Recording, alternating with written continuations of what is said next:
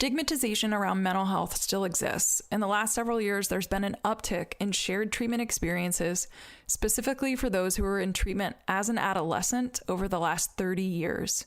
As a consultant working with young adults only, it's been unsettling to hear about the horrific experiences that some folks have described. As someone trained as a counselor, we were taught to do no harm. I lead with this for each client I work with. While recording this special parent series, over the last year, several parents have suggested I interview their young adults. The special parent series is noted as being just that. It's about the parent perspective only. I'm now branching out to launch the former participant series, extending the opportunity for former participants who feel comfortable talking about their journey, doing so on this podcast. No topic is off limits, and not all stories are positive. This series is meant to be honest, transparent, and real for each individual's experience through the treatment continuum. Please note that this special former participant series is the adult's perspective of their treatment experience during adolescence or as a young adult. This is merely one perspective of a single story, and it's important to know that names have been changed for the protection of the interviewee unless they have requested not to do so. These episodes may include details surrounding suicide, self-harm, substance abuse, including overdose, hospitalizations, psychotic episodes, and other traumatic experiences which include parts of the treatment journey. That includes working with consultants, being escorted by a transport company, wilderness therapy, and a residential treatment program. All that is to say, listener discretion is advised. Welcome to an episode with a former participant in treatment. It's time now for the Success is Subjective podcast. Here is your host and therapeutic consultant for young adults only, Joanna Lilley.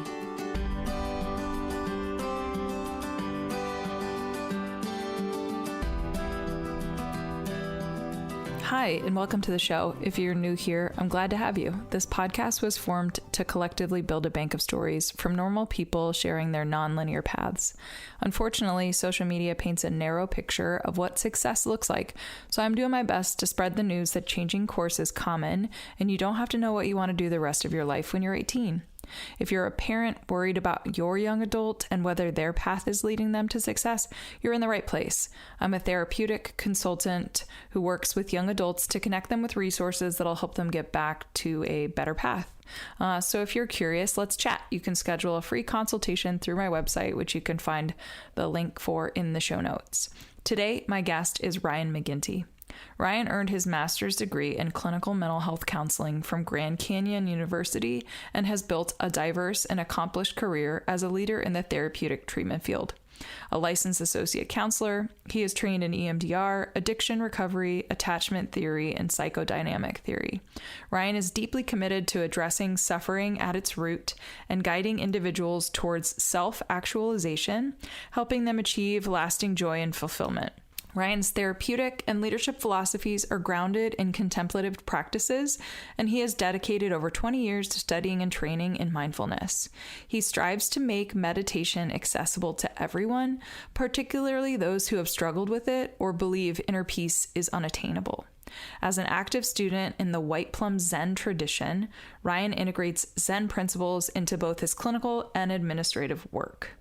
A fifth-generation Arizonan, Ryan's greatest joys are his wife, 2 children, and their beautiful life in Sedona. He enjoys hiking, chess, woodworking, surfing, CrossFit, and trips to Germany to visit his wife's homeland. Let's not wait any longer. Here's Ryan. All right, Ryan, thanks for being here. Yeah, thanks for having me. I'm excited about this. I am too.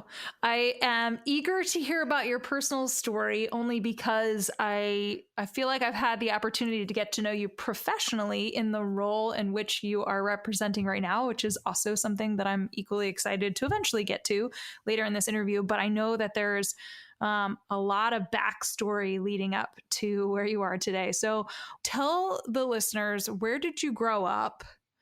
And then I think we're just going to literally dive headfirst into the what the heck was going on that led to your own treatment journey. Sure. Sounds good.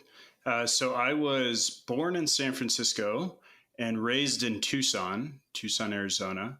My parents, an important part of my story is that my parents actually met in AA, and were in recovery together. And that's how they raised my sister and I, which was awesome. And it had a big influence on me in my life. So they got sober in San Francisco and then pretty quickly moved back to Arizona, where my mother's family's from. And I was raised in Tucson. So childhood was pretty normal. I grew up with my sisters, 3 years younger, did really well in school, loved academics, and really loved sports. So the earliest pictures of me are holding a bat or a racket or a ball or something like that.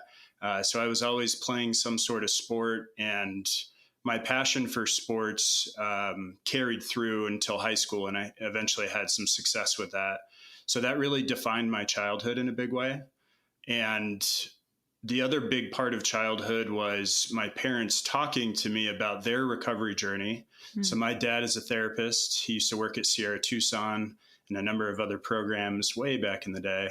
And my mom is a paralegal, but they were really conscious in the way that they raised us. And so I was like, I remember doing when you I feel statements at the dinner table.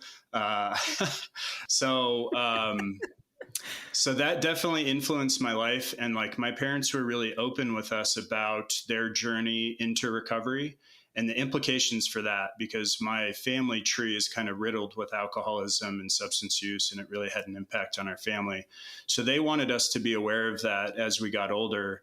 And especially as they saw me developing more and more of, I guess you'd say, an addictive personality, and maybe being able to forecast a little bit where my life might go. So they would say things like, hey, you might want to be careful as I'm getting into middle school and high school around substances, because, you know, our family is prone to these things, to alcoholism, and you may react differently than other people. And lo and behold, that actually happened. So yeah, those are some of the big points of childhood. That's so cool hearing your upbringing, obviously, as we're like crescendoing to the start of some sort of obviously predisposed substance use, which is not so cool. But I digress. Hearing your story about like being raised within a system that is abstinent, and then also like living their own recovery experience and raising kids in recovery, and also being a child of a therapist, right? Like you said, being around the dinner table doing I feel statements, which speaks to what I'm hearing is lots of education, awareness, and emotional intelligence. And so just a really cool way to be raised. And like you said, now all of a sudden you're leading up into middle school and high school, where if you do experiment, which we know is pretty normal and common for kind of that age period, it might be different for you. So now that we've got that background, what happened? Yeah. So the other big point that stands out, so I was a DARE kid in elementary school. I don't know if they have DARE anymore, but Dare to keep kids off drugs. So I was like writing essays about how important sobriety is and living a good life and all those things. And I really felt it from the bottom of my heart, particularly because of my love for sports. And I was starting to have some success with that in middle school and high school. So let's see. So freshman year, I made some friends that had been using substances, smoking marijuana and drinking alcohol. And I had always kind of had an inner turmoil as a kid. I don't really know how to explain it, but that eventually grew. And long story short, I ended up starting to use. And I will never forget the first time I used marijuana. It opened a door for me that I did not know existed. And it provided a level of relief that I didn't know was possible. And when I found that, I mean, it was like almost blissful. And I think had been longing for that for a long time. It was a solution to an issue that I hadn't found a solution to, which looked like some anxiety, some depression, some like struggles with connecting with people, those types of things, not really knowing my place in the world. So I used marijuana for the first time. And right away when I used it, I was like, I want to keep doing this. And so all those values and morals that I had kind of took a back seat. And so I started using drugs and drinking alcohol. And I had this kind of split personality. So during football season, I would stop doing everything. And football was very important to me. I made the varsity team sophomore year. And my junior year, I actually got first team All-State. So in Arizona, I was first team All-State linebacker, and our team was really good. And there was a sense of community and connection and purpose that it offered that was just wonderful. It was everything that I had ever wanted, everything that I had worked towards. So during the season, I'd be sober, and I had a certain group of friends. And then after the season, and my parents always knew this, the day after the football season ended, they'd always be paying attention, because then I would go back to using and spending time with another group of friends. So there was kind of the two paths. And after I started getting accolades, I started getting college attention. I remember getting the first letters from the University of Texas and Miami. And it was like I had arrived. Like, my name is in the papers, I'm on the news, I'm getting letters from colleges, I'm like envisioning playing at Texas. Like, it was really cool. And, so success is subjective, right? At that point in my life, that's what success was. It was being a college athlete, getting a D1 scholarship, continuing to play well in high school.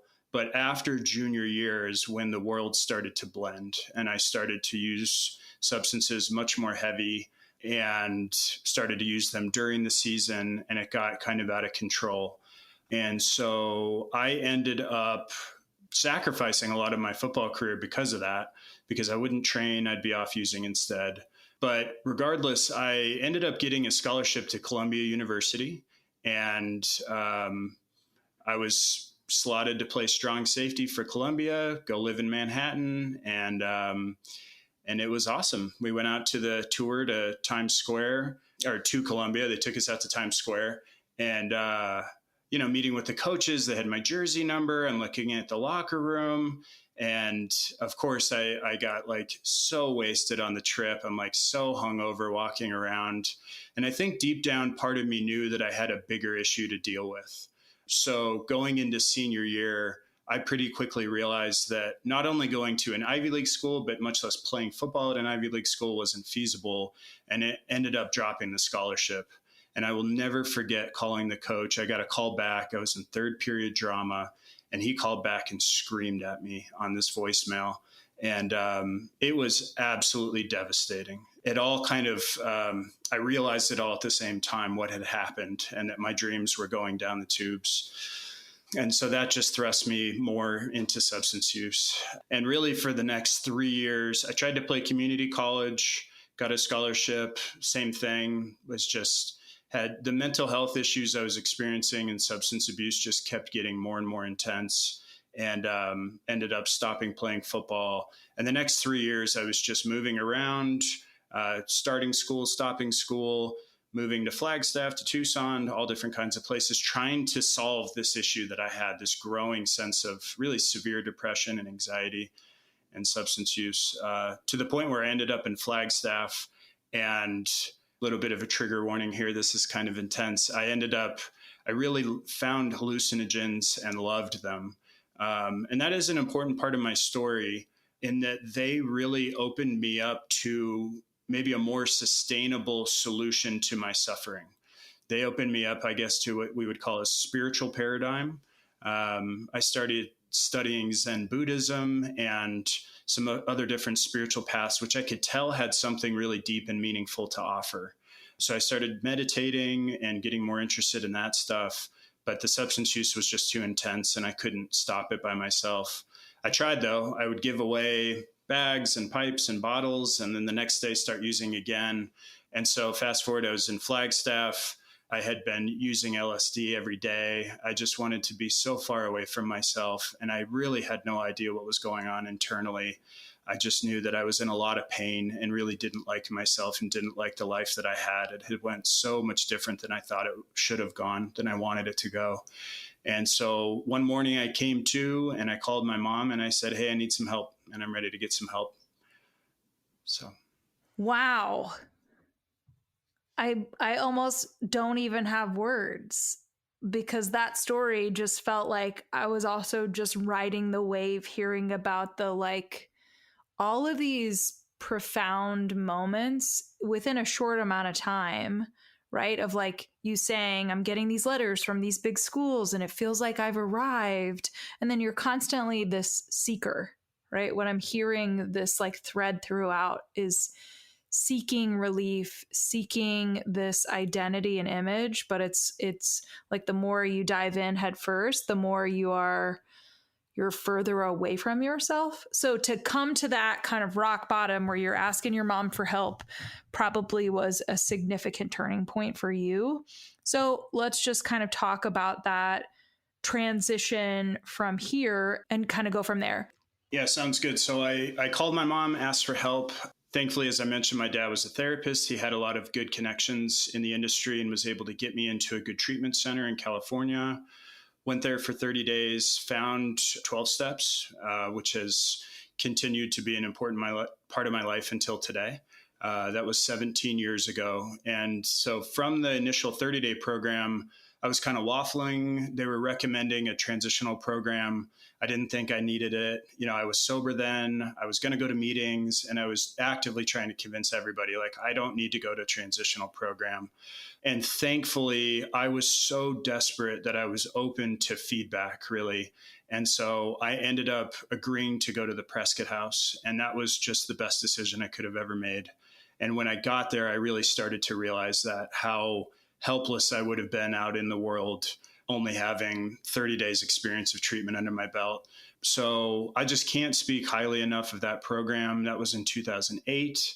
And there I was able to do some really intensive therapy to see what the underlying causes and conditions of the substance use and the depression and anxiety were. I was able to find a community of like-minded clients at the time, but friends who were walking a similar path. We could hold one another accountable, learn how to be vulnerable with each other, and learn how to really, as we call it, trudge the road of happy destiny, walk towards the same point in a meaningful way. And so it was a Prescott House. After I left there, I stayed sober, but, that was just the first part of the journey, because transitioning out of treatment is difficult. And I really didn't anticipate that. I was so ready to go and ready to have my freedom. At the time, all I wanted was my skateboard, my iPod, and my car.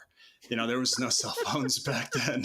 So I had all those things and I was ready to go. And I got my job at Lowe's. I was so excited. I was selling outdoor power equipment, but really the mental health issues continued. And so I pretty quickly realized, I needed to go back to therapy. I needed to stay in meetings. I needed to continue to do this stuff. And this wasn't just a one and done process where I can go do 7 months in treatment and then get out and be fine.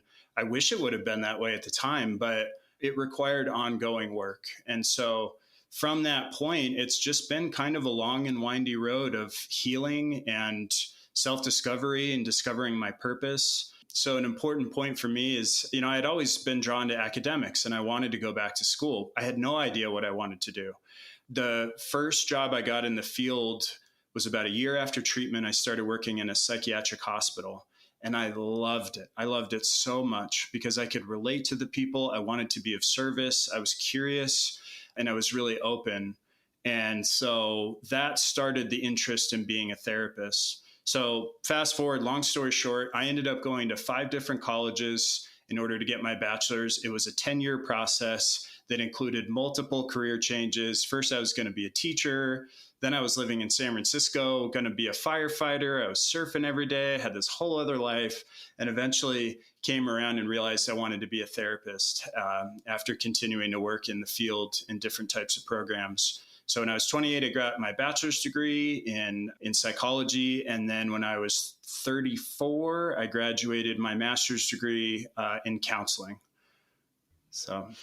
And what a beautifully winding road leading to what you're doing now. Because now not only are you clinically trained, you're also in a leadership role in a program. Almost like as I'm hearing you talk about your story, I feel like you were destined to be in the position that you're in because of a lot of your own personal and professional, married experiences. That is it has put you in the place.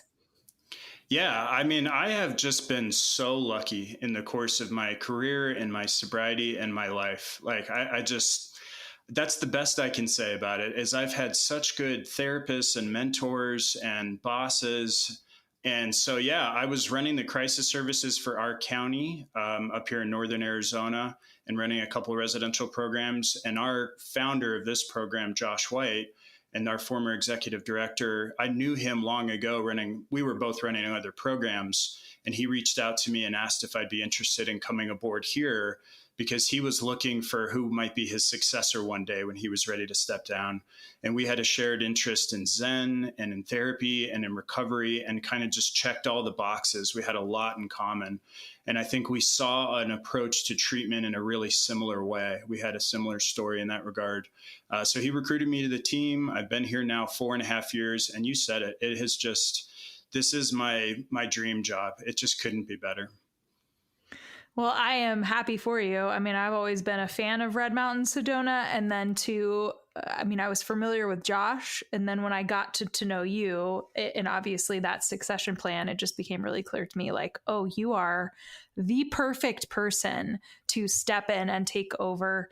But then also it's not just like you're stepping into like what Josh created. It's more of a, like you're stepping in and you're also getting to make it a little bit of your own, right? So it's not completely stagnant. I don't know why I was going that route, but anyways. Yeah, and that's an important point. I mean, and that's been really important for me as he left the program about 6 months ago now. He's still doing some consulting and mindfulness support for us, but when he left the position and I took over as executive director, it was really important to me to maintain the thread of mindfulness and therapy and individualized care and collaborative care with clients that him and Maureen really started. And I'm remiss without saying that Maureen is a co-founder as well. And she's such a wonderful human being and clinician and just has been a teacher of mine as well. So that was super important to me. And it's been nice as well to kind of add my own flavor to that, and I'm really big on leadership. Like with all the leaders that I've had in my life, coaches and therapists and mentors, I've developed a big passion for supporting leadership, strategic leadership. And so that's one of my favorite parts about this job is being able to guide our leadership team and watch them develop as leaders in being able to serve others and watch their passions come alive and give them creative leeway to be able to add their flavors to the soup, as we say, in being able to figure out like what is the best possible way that we can serve our students in helping them identify their passions and reach their goals and resolve their suffering. I love it. Okay, so I feel like we've got this broad stroke of all of the nuances, literally from birth to where you are now, that led you to your use and to eventually recovery and now like being in this perfect position.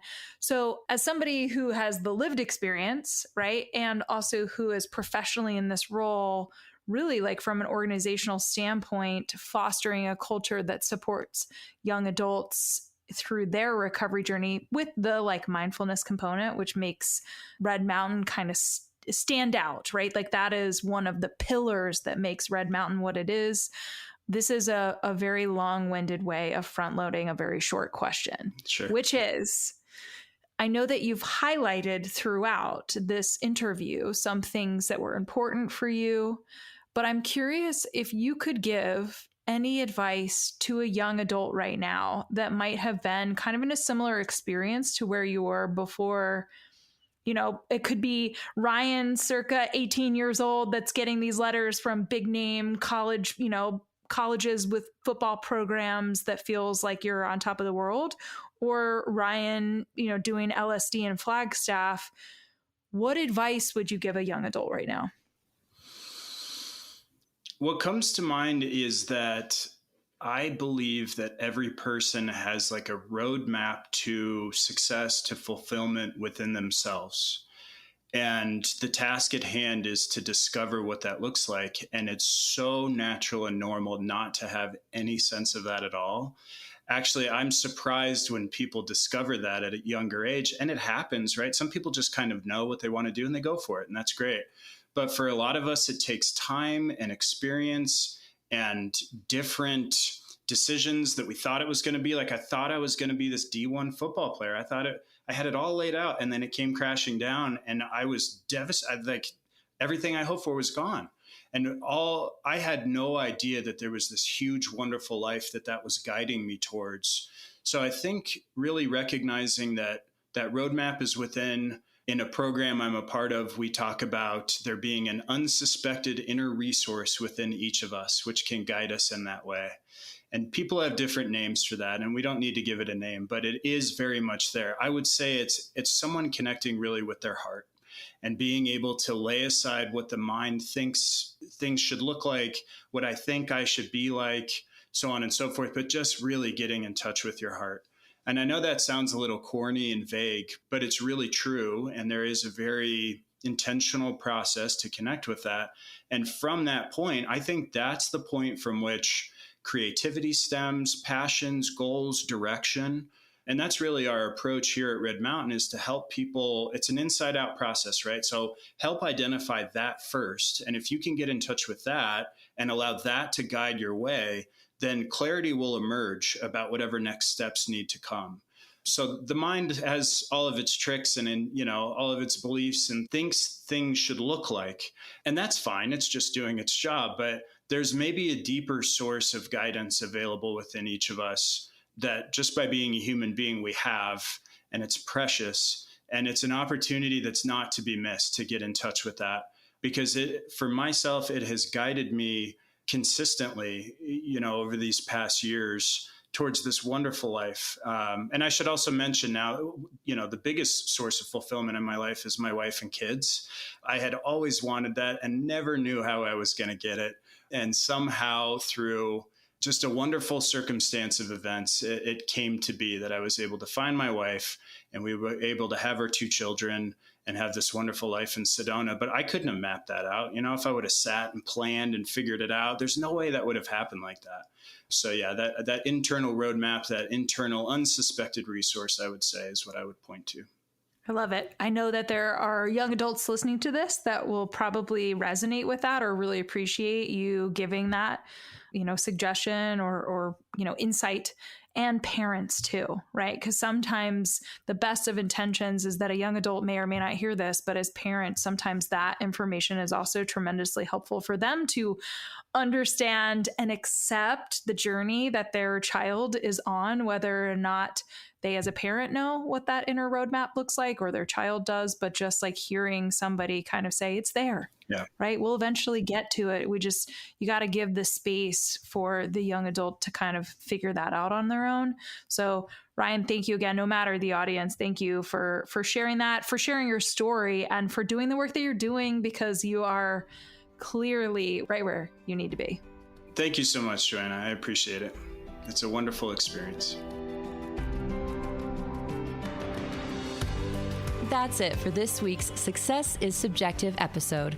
We want to thank our guest for joining Joanna on the show this week and for being willing to share your journey.